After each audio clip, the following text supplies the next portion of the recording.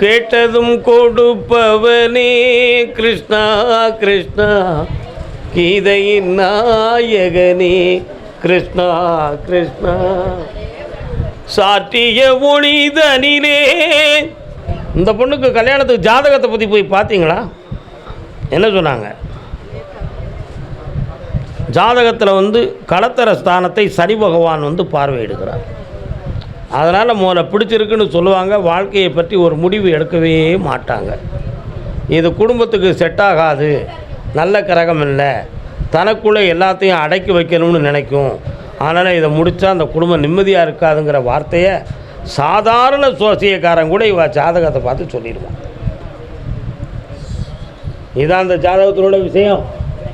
அதுக்கு சனி பகவானுக்கு சரியான பரிகாரங்களை செய்து புண்ணிய தீர்த்தங்கள் ஆடி வந்துட்டோம்னா அந்த கிரக பலன்கள் மாறும்.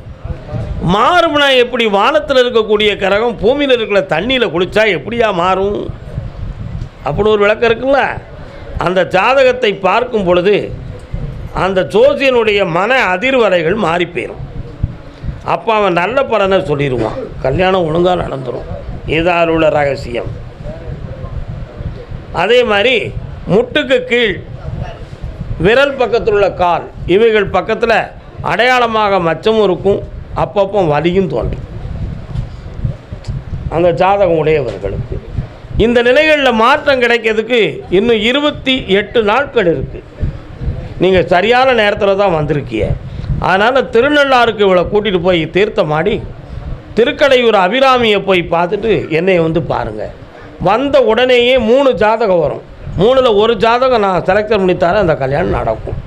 ஒட்டு மொத்தமாக 6 மாதத்துக்குள் இந்த திருமணம் வெற்றிகரமாக நடக்கும்.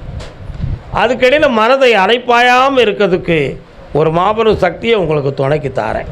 காலில் வந்துட்டு வரலாம். அதெல்லாம் ஒரு குறையாக வராது. அந்த இயல்புக்கு தகுந்த செல்வமும் பெருமையும் கிடைக்கும். என்ன வித்தியாசம்? சக்தி உண்டு. மகாசக்தி.